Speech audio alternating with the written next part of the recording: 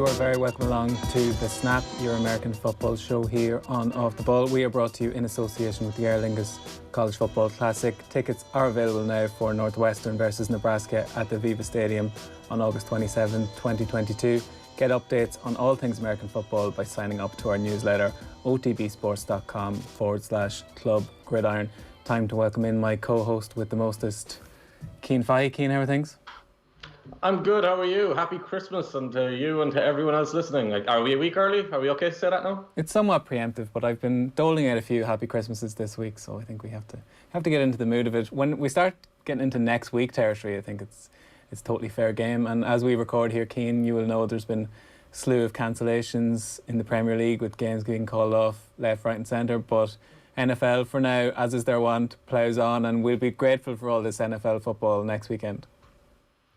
Yeah, actually, Christmas Eve, because we're doing Saturdays this year, I believe. But Christmas Eve NFL football was like the originator for me following the NFL. So it's always like a nostalgic, I guess is the word, time of year. I remember, especially when you get a team like Green Bay playing and there's just snow everywhere. And I had Brett Favre back in the day making incredible touchdown throws in the weather to Greg Jennings and Donald Driver and all these guys. It's probably a little bit more produced now than it was back then. It's a little bit more structured and controlled. Back then it always felt like a bit of a miracle, a bit of magic. But it's great when Christmas falls on a weekend. Well, actually, it's great for the NFL when Christmas falls on a weekend, because those two things coincide, even though Christmas is probably generally better during the week. But we'll look over that. I can't wait. I'm looking forward to the next couple of weeks, and there's a couple of good games coming up as well. Yeah, that little sweet spot for US sports fans where famously NBA has some cracking Christmas Day games also, so you'll have your fill of it. If you're tired of talking to your family in the afternoon, those games tend to come on just in time. Jeez, you went straight there.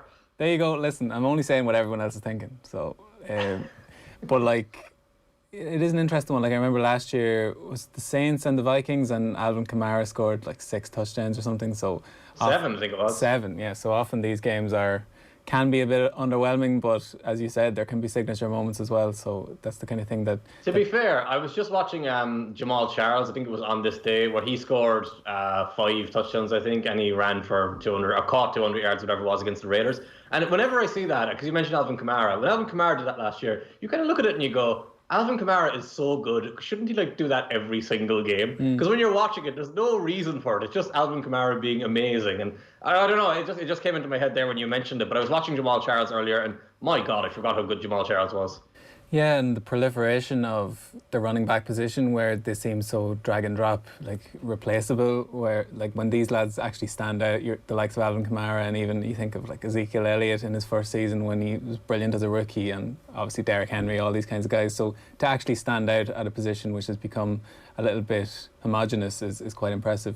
Unfortunately, Cian, we have to start on a somewhat sombre note, and that is the passing of Demaryius Thomas since our last show, and just utterly grim. I think the latest is it was a medical incident which caused him to be found at his home, died aged 33, and it's difficult to verbalise, what a tragic loss this is. Obviously a hugely impactful player on the field, but what has come to light and was probably known by Denver Broncos fans, and needless to say those close to him, is the amazing work he did off the field. So a huge loss and just gone too soon. Yeah, speaking of AFC West legendary players and kind of cult heroes, Jamal Charles and Demaryius Thomas would be on a very similar level as players. Demaryius, I didn't realise this. I never really heard a huge amount about him over the years. He was always kind of quiet. He wasn't like one of these diva wide receivers who always spoke up and had to be talked about and make everything about him. And so when you hear all the stories afterwards about all the kids' charities he worked with and all the time he spent with kids, and I think it was Tyler Columbus who has an incredible photograph, an incredible story of after the Super Bowl, they've won and they're in the bus and there's a massive partying going on, everyone's delighted, and all Demaryius Thomas does for the whole bus ride is play with Tyler Columbus's son, and he's sat in his lap and everything, and he's just smiling, and you can see that's where he wanted to be. He didn't really want the big limelight of all the big party and all that kind of stuff, and it was really heartwarming to see. And to be honest with you, the NFL as a sport, more often than not we have negative stories to talk about, and more often than not we have arrests or stuff like that going on off the field. And even just this week there's a big CTE story with a former Raiders player. So when you do get a story like this, it's really, really nice to have and point to. But if we then talk about him as a player, he was a phenomenal wide receiver. Now, everyone goes back to that Tim Tebow play, and personally, I hate that Tim Tebow play because it forced us to watch Tim Tebow for a couple of years. But what Demaryius Thomas did to Ike Taylor on that play is insane. Ike Taylor was a really good man coverage cornerback. Demaryius is coming off injury. It's the start of his career. I think he had a torn ACL initially and then came back late in the year. And he just runs right away from Ike Taylor against Dick LeBeau's defense, leaves Ryan Clark awake in his dust. And he kept doing stuff like that. He got to play with Peyton Manning then. It was him, Emmanuel Sanders at first stage, Eric Decker first stage, Wes Welker was there. And he was always like the linchpin go-to guy. And when you hear Peyton Manning talk about how good he was, you realize that maybe he's a Hall of Fame player. I'm not sure he's definitely an actual Hall of Famer because he's behind the likes of Andre Johnson and Calvin Johnson for me. But the fact that it'll be posthumously now, I think he will actually get in. And I wouldn't complain too much. It's not like Hines Ward making the Hall of Fame. It's not like it's a guy who doesn't deserve to be there, but it's someone who might get a little bit of a bump just because of what's happened. Yeah, and as I mentioned, police haven't necessarily specified the issue, but Thomas's cousin, Latanya Bossignor, told the Associated Press that his family believe he died of a seizure, and they were notified by police around 9 p.m. local time, I believe, last Friday. So just an utterly tragic thing. And we talk about his life trajectory, and as you said, quite a down-to-earth fella, and you wouldn't have heard all that much from him, but when you look into his backstory, like he was a child, his mother and grandmother were sent to prison on drugs charges, and to maybe drag himself up from those low ebbs and make himself not only a phenomenal player, but by all accounts a phenomenal person also. So just a huge loss. And that Broncos team, were fairly significant in their way.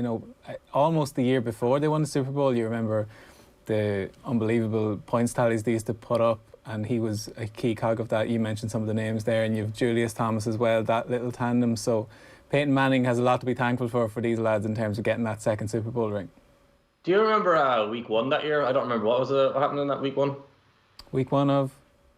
The Broncos' first year. Yes. Yeah, can you remind me? This is true. This is when the Ravens were demolished by the I think it was 50 points in the end. Yeah, well, to be fair, the entire Ravens Super Bowl winning team retired or left the team before that game. But thanks for reminding me of that, Cian. I'd managed to banish that from my memory. But don't worry, we can talk about Lamar Jackson's injury instead.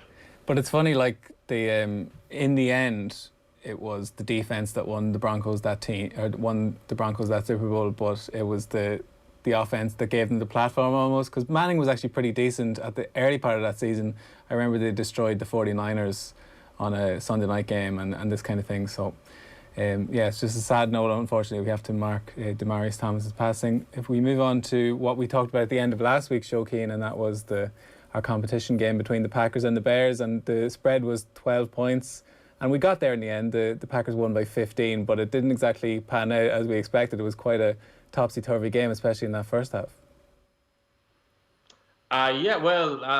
Aaron Rodgers is typical, just owns the Bears. While it might have jumped around a little bit, it always just has that feeling of inevitability with the Packers when they play the Bears. And the quality of the Bears as a team is just not really there, to be honest. I didn't pay a huge amount of attention to this game in retrospect because, for the very reasons I just mentioned, it seems automatic with Aaron Rodgers. Yeah, so we'll have more details on this week's competition game, but before that, it's time for the Pick Six.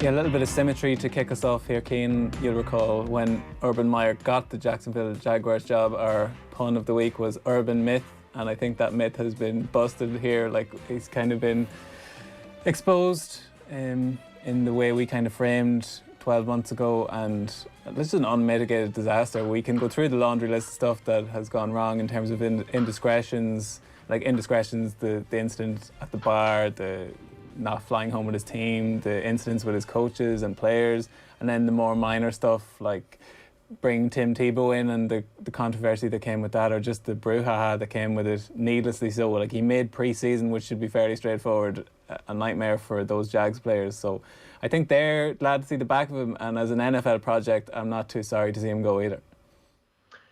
Yeah, and generally as a person, based on his history, we're not too sorry to see him go either. I think most of us expected this, but not to be accelerated the way it was. Even the Jaguars owner didn't really seem to want to make this move. He was very reluctant to do it because he could have done it a couple of times already this year, even though it's only 13 weeks into his first season in charge. You mentioned that list, and To me, I think that's a list we have to actually break down and go through, because if you were trying, and I'm not saying he was trying to get fired, but if you were trying to get fired, this would be the blueprint to do it. Like, let's go back to the very first thing he did. In February, he hired Chris Doyle as the team's director of sports performance.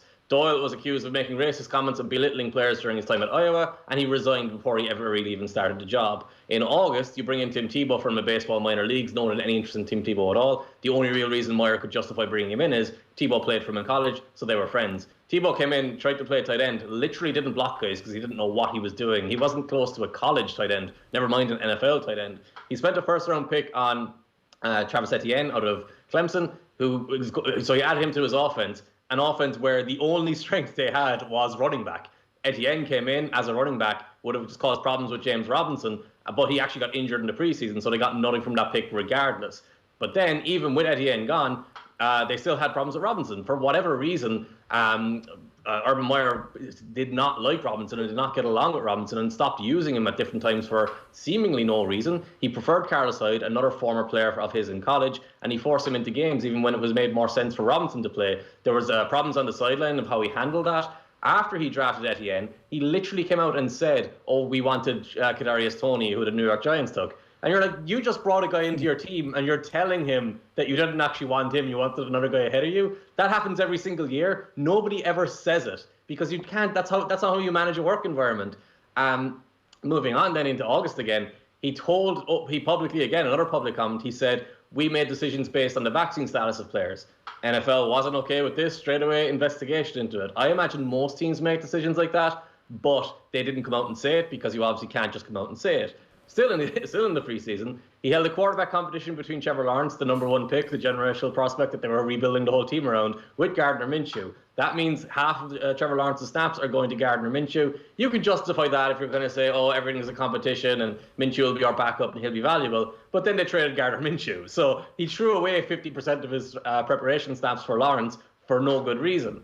You mentioned in week 4, he's Mr. Ohio. Essentially, he's beloved in Ohio. So when they went to Cincinnati and they went to the Bengals in week 4, he stayed there after the game, went to a restaurant and went out to a bar, was subsequently videoed at a bar with a young woman who wasn't his wife and had to apologize for this. This became a big issue within Jacksonville and a big story around the NFL. Recently, there's been reports that he called all of his assistant coaches losers. He said they've won nothing. They're worse than his staff at Bowling Green, which is a small college team that's not going to have a stacked group of NFL-level coaches. He fought with Marvin Jones, reportedly, and Marvin Jones, by all accounts, is the nicest man in the NFL, has no interest in arguing or having a problem with anyone, spent years in Detroit on some of the worst teams you'll hear about, and was a perfect leader. He kicked Josh Lambo, reportedly. That's just come out this week. He did that during the preseason and ultimately is what led to him losing his job. He was asked after a game recently about Andrea Sisco, a defensive player for the Jaguars, and about his growing workload. Meyer responded, yeah, he's doing well with his extra snaps. Sisco had played 0 snaps in that game. So he wasn't actually paying attention to his team on game days. He wasn't engaged with them at all. The team itself was never prepared for specific opponents. They came out and did essentially the same thing every single week. So it looked like a team where the head coach just had his feet up and didn't really care. You didn't really see a huge amount of passion from him on the sidelines. He was very kind of happy to accept his losing, which led to them losing 9 games out of their 11 so far this year, which is more games than he lost in all 7 years at Ohio State. He only lost 7 in 7 years at Ohio State. He lost 9 in the NFL. By all accounts, this is the biggest disaster any NFL coach has ever had coming into an NFL season. He didn't even make the full season. And there are coaches who have come into the league, lost 15 games, who have done more or who have come out of it looking better than Urban Meyer has. And you have to consider, this guy has one of the greatest resumes a college coach can have. And whether anyone will be interested in hiring him now, hard to tell, because this is going to tarnish him a lot. Yeah, it was just ego-driven from the get-go, and it was very good aggregation there, Cian. I think you've summed it up very well in terms of the detail of how this all unfolded, but it was sort of foreshadowed from very early on, just the way he carries himself. I know it can fly in college when you've got that more of a CEO vibe, but when, as we've discussed on the show before, these players, like off the field, are businesses in their own right, and on the field, have gotten to a level where they can be autonomous and know what's right and what's wrong, so they're not going to be so malleable and be told what to do if it's not his way or the highway type thing. These lads need to have a bit of independence in how decisions are made, and he just didn't seem on board with that at all. The Lambo... Go on. I was just going to say, there's a right level of arrogance required to be a coach in professional sports. Like, if you look at Klopp, when he starts giving out about officials, when he starts complaining, it's like, it's a little bit off-putting, but he has that line where he's not like dismissing other people, or he's not isolating his players or condemning the people he needs to win. With Meyer, it always felt like that level of arrogance had just gone through the roof and was completely out of control. And when the reports came out about him calling his own assistant coaches losers, it was like, yeah, this is everything we all thought he was behind the scenes. Yeah, the Josh Lambo one was particularly funny. Madness. It's just the incident of kicking him when he's doing his stretches before training. It's like, and Lambo was asked to describe the severity of the kick, and he rated it a 5 out of 10. And I was just trying to think how sore that would be, or what a 10 out of 10 would be, what a 1 out of 10 would be. But Josh Lambo as a kicker would know better than most, Cian, I'm sure. But just before we move on. There's a famous story about Percy Harvin having a problem with him in college, and safe to say Urban Meyer was not considered to be this hardline, strict head coach, this guy who wanted to prove himself as a tough guy in college with college athletes. So this development with the NFL players is absolutely bizarre, but I'm pretty sure he wouldn't have done that to anyone else who wasn't the kicker he was going to cut. Like, there's no chance he was walking up to Josh Allen or any of the wide receivers or any of the running backs and kicking them. He knew the kicker wasn't going to come after him. Whereas if another player, like, even if that kicker went after him, like, it would have been very, very interesting, because kickers aren't considered valuable. Maybe they'd have just cut the kicker and just sided with the head coach. But that kind of thing is so unusual and so unheard of. You'd probably have to go back to the 1980s or 70s to find something comparable. Yeah, and the detail there is that he didn't deny it and said his recollection of the incident varies from that of Lambo. So he's basically admitting that it happened, but maybe just perceptions were slightly different. Before we move off the Jags, where are they at now? Like, I know they have to hit the reset button again, but a few decent players there. The Trevor Lawrence experiment has certainly not gone the way they would have wanted it to, but are they like a good coach away from getting back on track, or what's your assessment of them? Well, Darrell Bevell is taking over, I believe, and Darrell Bevell, for interim job at least, not for the long term, he should understand how to work with Trevor Lawrence, because Trevor Lawrence has the same peaks and valleys in terms of his skill set as Russell Wilson. Like, he's a deep ball thrower who's athletic, who can get out and run. So what you'd like to see them is to start moving Lawrence around a little bit more, make it a short and shot play offense, so he's not making these underneath or intermediate passes over the middle where linebackers can jump his passes and disrupt the play. So if they just make small changes to their offense, it could build big rewards. Like, Lawrence threw 4 interceptions last weekend because he was a sitting duck, basically, where the pass rush could come after him on 3rd and long, and he was getting confused by it. One of the interceptions he threw straight to a defensive lineman because they showed blitz and dropped out late, and Lawrence just couldn't read it. And those are the situations you want to keep him out of. Defensively, they're actually not that bad. They're pretty good defensively. It's just offensively, it's a mess. And just have someone come in and rely on their better players, like get the ball to the likes of LaFisca Chenault, get the ball to Marvin Jones, help Lawrence out with play design, use James Robinson because he's your best player, and that will move them to maybe even a below average offense, which would be enough to actually make them more competitive than they are right now. Because look, they're 2-9, they're not going to be a playoff team, they're not going to contend anywhere, they're not going to do anything for the remainder of this year, but what you can do is set the foundations in for what you're going to be moving forward, and that's what Lawrence needs now. He needs some direction, he needs some structure, because he obviously hasn't had it to this point.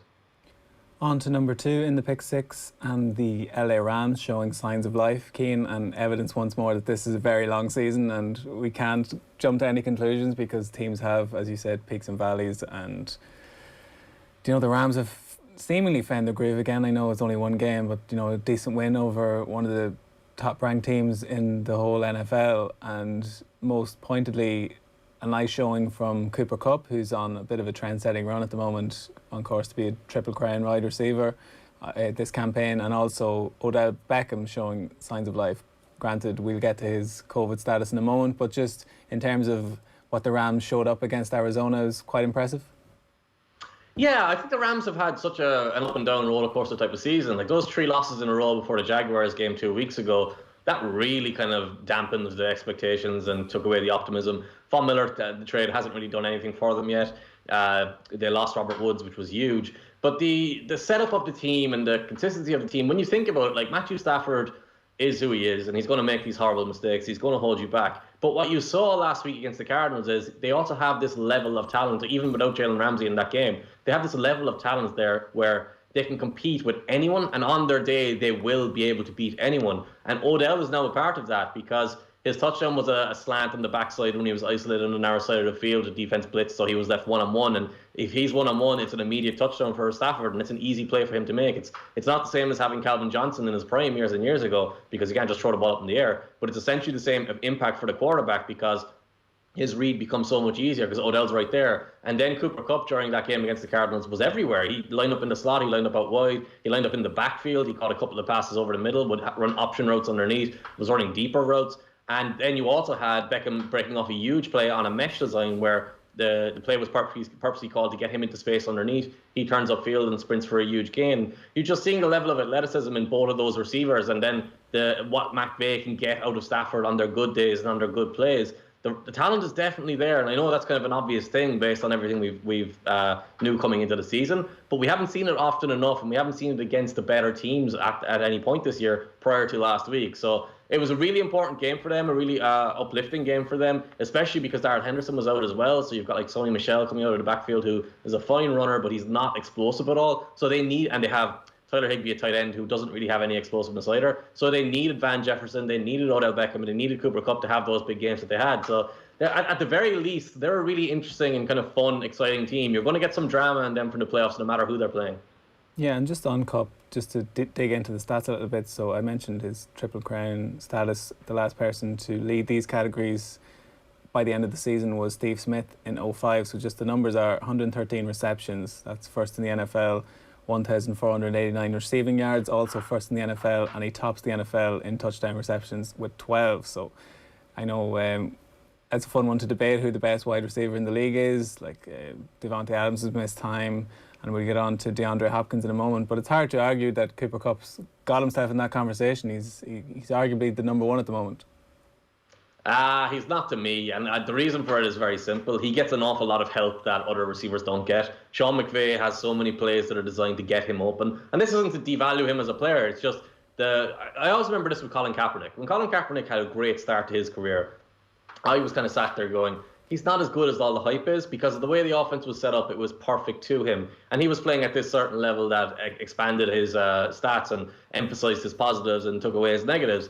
And then Colin Kaepernick's career went in a different direction, and his reputation went too far to the other extreme. So my opinion of Colin Kaepernick went from underrating him and underappreciating him based on everyone else's view of him, and then I became someone who was massively overrating him or overappreciating him, even though my opinion of him had never actually changed. It had just gone to extremes and different levels based on the production. And that's the same thing that's happening with Cooper Kupp right now. The production is massive because they chose to emphasize one of their better receivers. Like, the fact that he's doing this says he's a really, really good receiver, a really talented receiver, but he's not DeAndre Hopkins. He's not going to go out there and dominate a cornerback in a one-on-one situation on every single play. He's not going to beat a cornerback in 10 different ways that DeAndre Hopkins can beat a cornerback. If I ask DeAndre Hopkins to run an option route underneath, he'll do that just as well as Cooper Kupp does. If I ask DeAndre Hopkins to run a fade in a tight area in the end zone, he'll do that brilliantly. Cooper Kupp can't do that. He's not big enough to do that. He's strong and he's fast and he's got great ball skills, but he's not going to dominate cornerbacks in one-on-one scenarios. So what does Sean McVay do? He keeps him out of those scenarios. He puts him in positions where he's going to be effective, where he's going to win.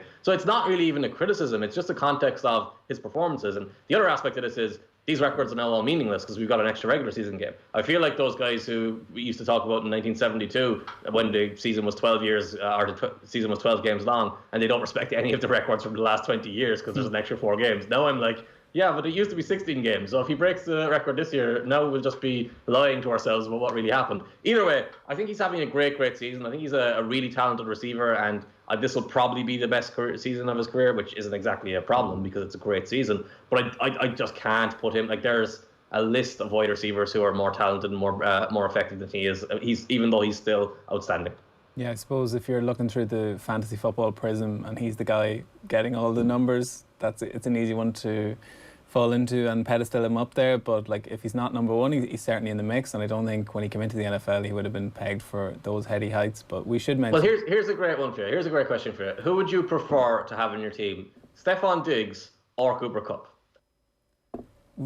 I think I'd take Diggs. I'd also take like Devontae Adams and Justin Jefferson, but I think they they're better players. Like I'm almost more impressed by what Cooper Kupp has managed to achieve. I know, to your point, he's got an excellent coach and he's schemed open a lot of the time, but I think he doesn't quite have the raw materials that the others have, and has been a hugely impactful player. Like even when he wasn't one of the preeminent players in the team, like even that Super Bowl run, he kind of, before he got injured, he was right up there. So, and it's interesting, like his running mate is always changing. Like he would have had Robert Woods this season, and it would have been a scary proposition if they had Woods, Beckham, and Kupp. But alas, it's going to be just himself and Beckham. And we should point out that Beckham's among 9 players that the Rams are going to be missing for COVID reasons in the next game. So as much as this was a good win for them, they still have to steady the ship in that regard. One word on DeAndre Hopkins, Cian. Unfortunately, an offshoot of that game was that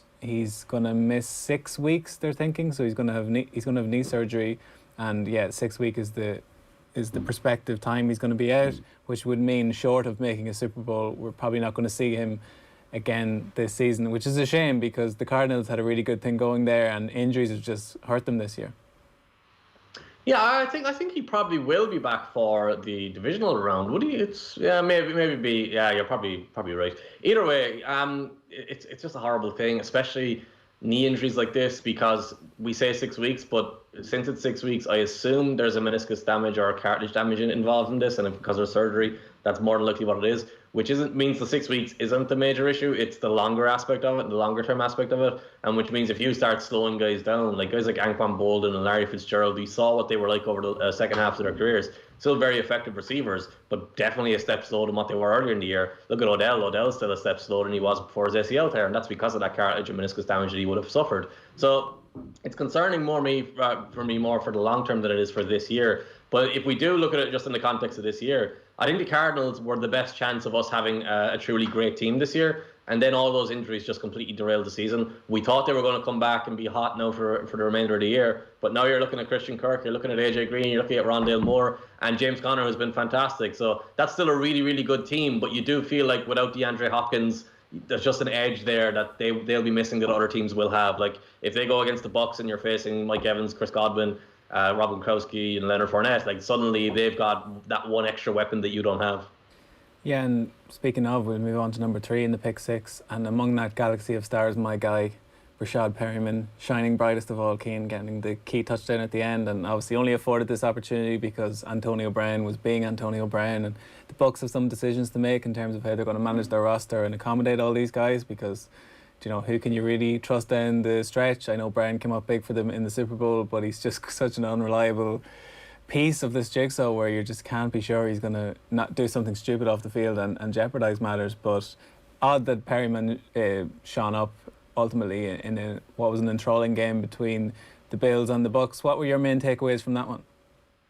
What a fascinating career Rashad Perryman has had, because he looked so good at different points. And like obviously when he came in initially with Baltimore, he was an absolute disaster and completely lost and didn't know what was going on. But then it looked like he'd figured it out during his previous stint with the Bucs, and he's like he makes that play at the end of the game, and it's a fairly routine, simple play, but it also just shows off his athleticism where he runs across the field and then turns upfield into space, and it's a guaranteed touchdown because nobody's catching him.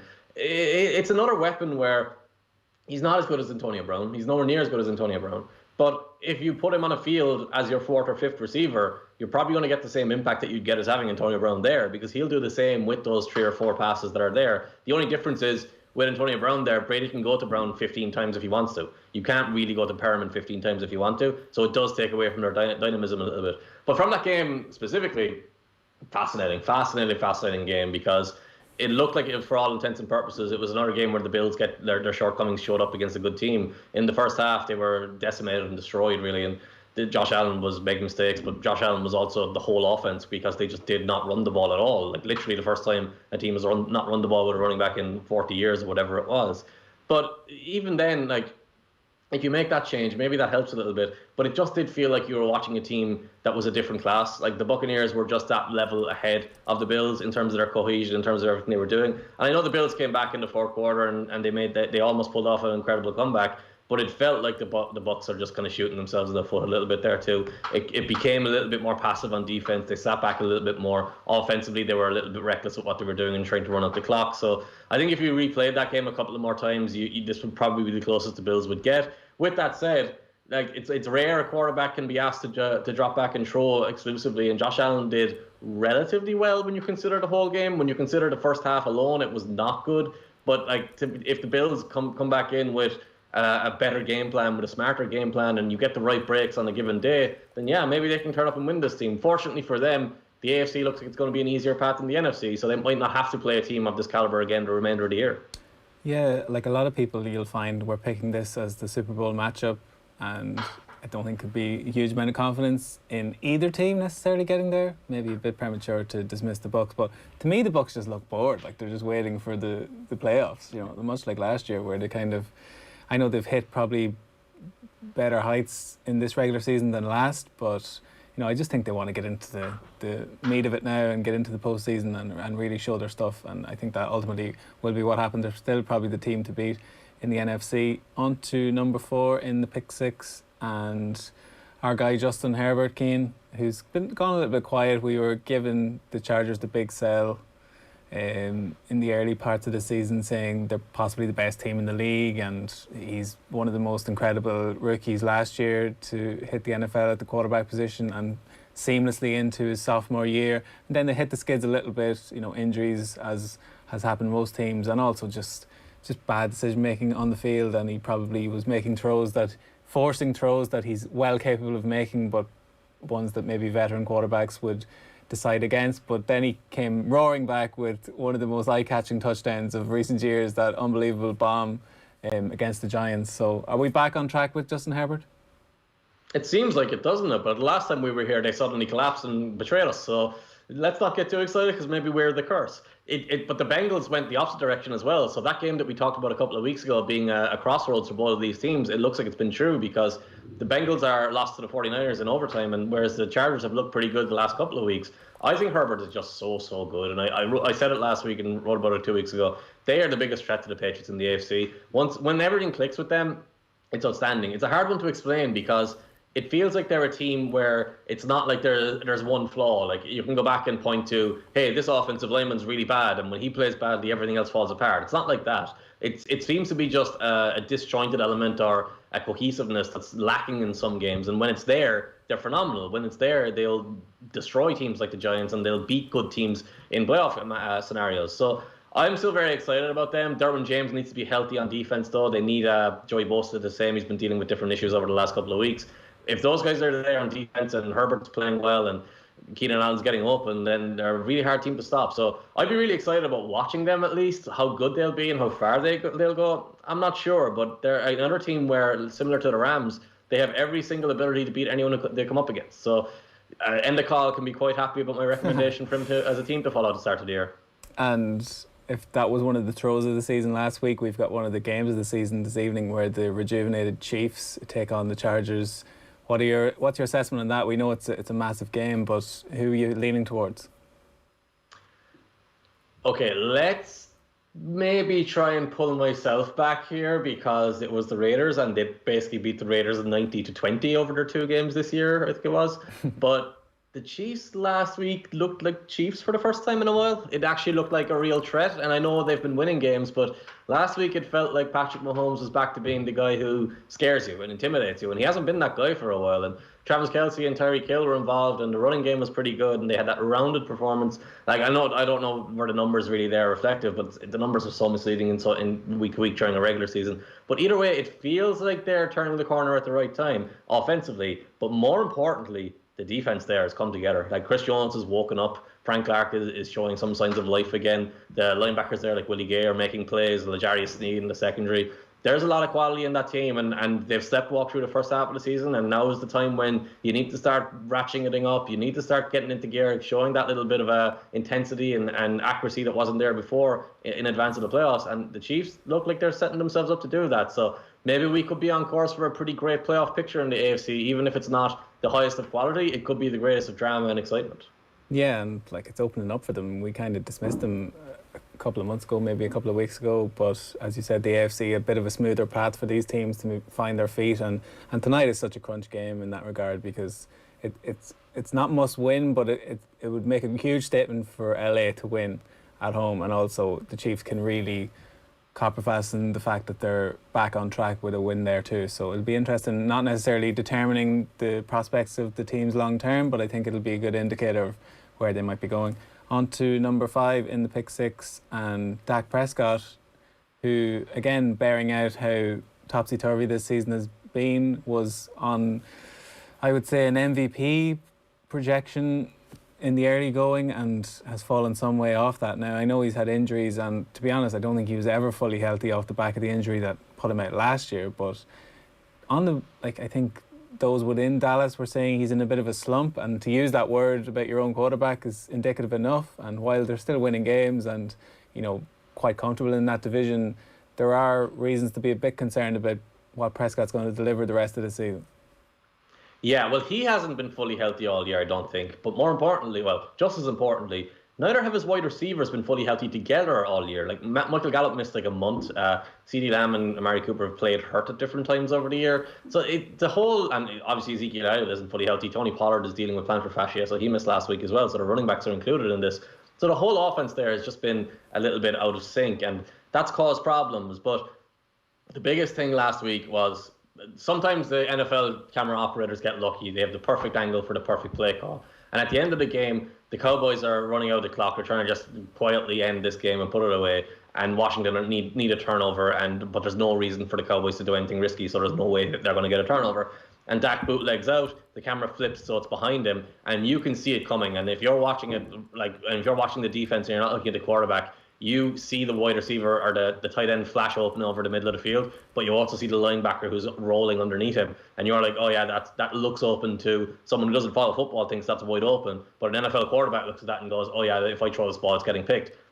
And then you see Dak winding up and you're going, wait, what? What are you doing? Why are you winding up? And he throws the ball and it goes straight to the linebacker, and you're kind of sat there going, what happened? Because you can say what you want about Dak. He's never been someone who makes incredibly stupid decisions. He's never been someone who misreads coverages. When he does it, he does it sparsely, but he definitely doesn't do it in moments like this where all you need to do is control the ball. So that kind of thing really makes me concerned, because if he starts doing that every so often, with all the other issues the Cowboys have, they're not going to get hot and go on this run that you want them to go on because of how exciting they are as a team. With that said, though, CeeDee Lamb looks everything we wanted him to be. Amari Cooper, when healthy, is so phenomenal. And Michael Gallup is still able to make big plays. Even Cedric Wilson has shown during different times this year that he can be an explosive receiver. So there's so much talent there. Like, this feels like something we're saying about a lot of teams right now, that they're all filled with inconsistency, but there's also levels of talent grouped together where they can overcome anything. So the Cowboys are kind of the NFC version of the Chargers, I guess, in that regard.